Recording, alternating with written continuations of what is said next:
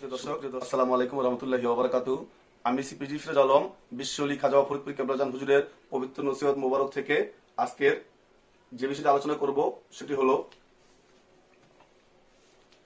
পীরের তরফ হইতে কোনো বস্তু বা অন্য কোনো দ্রব্য বা পীরের ব্যবহৃত কোনো জিনিস তবারক হিসেবে পাইলে ইহাকে মহামূল্যবান রত্ন মনে করিবে এবং তরিকতের উন্নতি স্বার্থে তাহা ব্যবহার করিবে। একজন 12 বছর পীরে কামেলের খেদমত করিলেন। 12 বছর পর পীরে কামেল তাহাকে বলিলেন, বাবা তুমি 12 বছর খেদমত করিলে, তোমাকে কি দিব? তিনি একটা ছেঁড়া চটি জুতা মুরিদের হাতে দিয়া বলিলেন, বাবা তুমি এই ছেঁড়া চটি জুতাটা লইয়া যাও। মুরিদ এই ছেঁড়া চটি জুতাতে খুশি হইল না, সে ইহার মর্মতা উপলব্ধি করিতে পারিল না। চটি জুতা সহ মুরিদ বাড়ির দিকে রওনা হইল। কিছুদূর যাওয়ার পর পথিমধ্যে তাহার এক পীর ভাইয়ের সাথে দেখা হইল। সেই পীর ভাই ছিলেন এক জমিদার। পীরের অত্যন্ত দেলি মুরিদ ছিলেন তিনি। দরবার শরীফের খাদেমকে দেখিয়া তিনি জিজ্ঞাসা করিলেন, আপনি কোথা হইতে আসিলেন? সেই খাদেম সাহেব বলিলেন, আমি দরবার শরীফ হইতে আসিলাম, কেবলাজান আমাকে বিদায় দিয়াছেন। জমিদার সাহেব বলিলেন, কতদিন পর আসিলেন? খাদেম সাহেব উত্তর দিলেন, 12 বছর পর। তখন জমিদার সাহেব জিজ্ঞাসা করিলেন, 12 বছর খেদমত করিলেন, হযরত পীর কেবলাজান আপনাকে কি দিলেন? খাদেম সাহেব বলিলেন, আমার কপাল মন্দ, পোড়া কপাল আমার। কেবলাজান হুজুর কি দিবেন আমাকে? একটা ছেঁড়া চটি জুতা দিয়েছেন। জমিদার সাহেব বুঝিতে পারিলেন যে খাদেম সাহেব এই জুতার উপর খুশি হইতে পারেন নাই।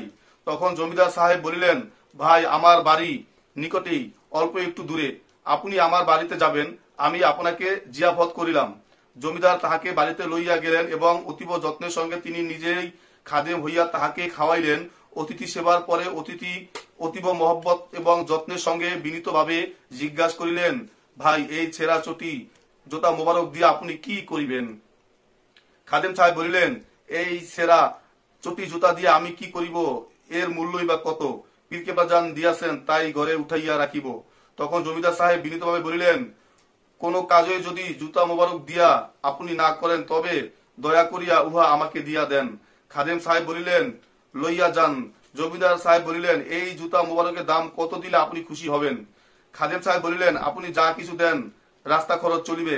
তিনি একান্ত অনুরোধের সঙ্গে বলিলেন, ভাই এই ছেঁড়া চটি জুতা মোবারক আপনার দীর্ঘ 12 বছরের খেদমতের ফল, আমি ইহা অল্প দামে নিব না। যদি আপনি আমার কাছে কিছু চান তবে ভালো হয়। খাদেম সাহেব বলিলেন, আপনার যা ইচ্ছা হয় তাহাই দেন। কি বা আমি চাইব? কতই বা ইহার দাম? যা ইচ্ছে করে দেন, তাতেই হবে। আমি জানি এই জুতা অন্য কেহ নিবে না, এর দামও নাই। জমিদার সাহেব বলিলেন, জুতা মোবারক যদি ইচ্ছে করিয়া আমাকে দেন, তবেই আমি নিজ হাতে উঠাইয়া দেন। তবে আপনি নিজ হাতে উঠাইয়া দেন, আমি নিজ হাতে উঠাইয়া নিব না, কারণ ইহা আপনার 12 বছরের পরিশ্রমের ফসল। আপনি দয়া করিয়া আমার হাতে উঠাইয়া দিন। খাদেম জুতা মোবারক লইয়া জমিদারের হাতে উঠাইয়া দিলেন। জমিদার অতি মহব্বতের সঙ্গে অতীব আদবের সাথে জুতা মোবারক হাতে লইয়া বহুবার চুম্বন খাওয়ার পর বাড়ির ভেতর তাহার শয়ন কক্ষে লইয়া গেলেন এবং বিবিকে বলিলেন, একটা চাদর বিছাইয়া দাও, আমি জুতা মোবারক চাদরের উপর রাখিব। পীর কেবলাজানের জুতা মোবারক ইহা যেখানে সেখানে রাখা যাবে না। চাদর বিছানো হইল। সেই জুতা মোবারক আতর গোলাপ দিয়া চাদরের উপর রাখিয়া দিলেন এবং বিবিকে বলিলেন, বিবি সিন্ধুক খুলিয়া কিছু টাকা দাও। বিবি বলিলেন, কত টাকা দিব? জমিদার বলিলেন, 1070টা তোরা বাহির করো, কারণ এই জুতা মোবারকের দাম দেওয়ার ক্ষমতা কাহারও নাই। তামাম পৃথিবী বিক্রয় করিলেও এই জুতার দাম হইবে না। বিবি 70টা তোরা বাহির করিয়া তাহার স্বামী জমিদারের হাতে দিলেন। জমিদার সেই টাকা লইয়া খাদেম সাহেবের কাছে গেলেন এবং বিনীতভাবে বলিলেন, ভাই এই জুতা মোবারকের দাম দেওয়ার ক্ষমতা তো কাহারও নাই, আমি মিসকিন হালতে যা দিতেছি দয়া করিয়া গ্রহণ করুন। এই বলিয়া 70,000 টাকা খাদেম সাহেবের হাতে দিলেন। খাদেম সাহেব বলিলেন, এত টাকা কেন আপনি আমাকে দিলেন? এর দাম কি এত হবে? জমিদার বিনীতভাবে বলিলেন, আপনি দয়া করিয়া কবুল করেন, তবে এত টাকা লইয়া তো আপনি একা যাইতে পারিবেন না, তাই আমি 4 জন সশস্ত্র বরকন্দাজ গার্ড আপনার সঙ্গে দিতেছি, কারণ পথিমধ্যে দস্যুরা আপনাকে মারিয়া ফেলিতে পারে। খাদেম ভাবিতে লাগিলেন, কিন্তু রহস্য কিছুই বুঝিতে পারিলেন না। জমিদার সাহেব কেনই বা এত টাকা তাহাকে দিলেন? কোন বিপদে ফেলিবার অভিসন্ধি আছে কিনা কিছুই ভাবিয়া পাইলেন না। জমিদার সাহেব 4 জন বরকন্দাজকে বলিলেন, যাও আমার পীর ভাইয়ের সঙ্গে 70,000 টাকা দিয়া দিলাম, 60,000 টাকা দিয়া জমিদারি ক্রয় করিয়া দিও এবং 10,000 টাকা দিয়া বাড়ি করিয়া দিও। তাহাকে লইয়া যাও আদবের সাথে। কোনো বেয়াদবি যেন না হয়, প্রয়োজন হইলে আরো 2-1,000 টাকা নিও। খাদেম সাহেব 4 জন বরকন্দার সহ টাকা লইয়া চলিয়া গেলেন। বাড়ি যাওয়ার পর 60,000 টাকা দিয়া জমিদারি ক্রয় করিলেন এবং 10,000 টাকা দিয়া বাড়ি করিলেন।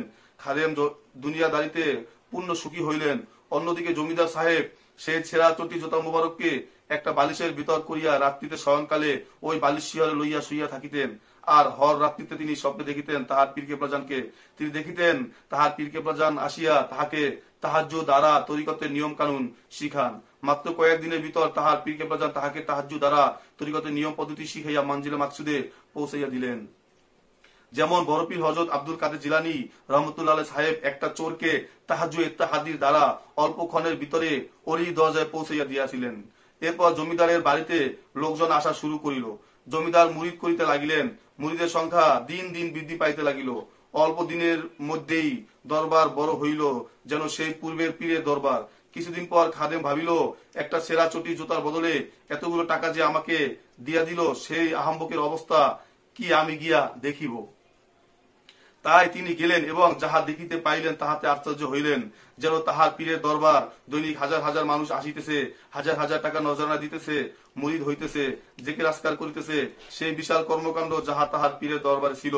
তিনি 70,000 টাকা দিয়াছিলেন, আর প্রতিদিন লক্ষ লক্ষ টাকা স্রোতের মতো আসিতেছে দেখিয়া খাদেম সাহেব অবাক হইলেন। খাদেম সাহেব জিজ্ঞাসা করিলেন, ভাই, এই অপূর্ব বাজার আপনি কি কেমনে মিলাইলেন? যাহা হযরত কেবলাজানের দরবারে দেখিয়াছিলাম তাহা সর্বত্রই আপনার দরবারে দেখিতেছি, কিভাবে আপনি ইহা তৈরি করিলেন? জমিদার বলিলেন, ভাই, ইহা তো আপনি এই দিয়াছেন। আপনি যে সেরা চটি জুতা দিয়াছিলেন, সেই জুতা মুবারক বালিশের ভিতর ভরিয়া শিয়রে দিয়া শুইয়া থাকিতাম। তখন হযরত পীর কেবলাজান হর রাত্রিতে স্বপ্নযোগে আসিয়া তাহাজ্জুদ দ্বারা তরিকতের নিয়ম পদ্ধতি শিখাইতেন। এইভাবে তাহাজ্জুদ দ্বারা আমাকে মানজিলে মকসুদে পৌঁছাইয়া দিয়েছেন। তারপর থেকে আল্লাহ পাকের এই বিশাল দান। উল্লেখিত কাহিনীতে দেখা যায়, একজন মুরিদ 12 বছর খেদমত অন্তে পীরের নিকট থেকে একটি ছেঁড়া চটি জুতা পাইলেন।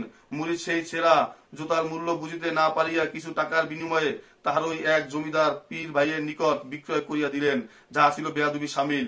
জমিদার সাহেব পীরের সেই জুতাকে অমূল্য সম্পদ মনে করিয়া নিশীতে বালিশে বহিয়া শিয়রে দিয়া শুইয়া থাকিতেন। পীরের প্রতি জমিদারের এই চরম আদর দেখি আল্লাহ পাক তাহাকে মারেফতের জ্ঞানে ভরপুর করিয়া দিলেন। অন্যদিকে 12 বছর খেদমতের বিনিময়ে প্রাপ্ত এই ছিন্ন জুতার মূল্য না বুঝিতে পারিয়া খাদেম খোদা প্রাপ্তিত্ব জ্ঞান প্রাপ্তি থেকে বঞ্চিত হইলেন। হযরত মুজাদ্দেদ আল পেসানি রাদিয়াল্লাহু তাআলা আনহু সাহেব তার মকতুবা শরীফে 292 মকতুবে বলেন, হযরত মির্জা সাহেব রহমতুল্লাহ তাহার পীরের একটি টুপি তবারক হিসাবে প্রাপ্ত হইয়াছিলেন। তিনি রাত্রিতে এই টুপি ভিজাইয়া রাখিতেন এবং সকালে তাহা মর্দন করত, মলিন পানি পান করিতেন। তিনি বলিতেন, ইহাতে তাহা যেই রূপ বাতিনি উন্নতি হইয়াছে, সেই রূপ আর অন্য কোন আমল দ্বারা হয় নাই। খলিফা সুলতান মাহমুদ হযরত আবুল হোসেন খেরকানি রহমতুল্লাহ সাহেবের ভক্ত ছিলেন। হযরত খেরকানি রহমতুল্লাহ সাহেব সুলতান মাহমুদকে তাহার একটি পিরান তবারক হিসাবে প্রদান করিয়াছিলেন, কিন্তু সুলতান মাহমুদ সেই খেরকাটির যথাযথ মূল্য দিতে পারে নাই। একদা কোন এক ধর্মীয় যুদ্ধে শত্রুপক্ষের নিকট নিজ দলের পরাজয় আসন্ন দেখিয়া সুলতান মাহমুদ খুবই বিচলিত হইয়া পড়েন।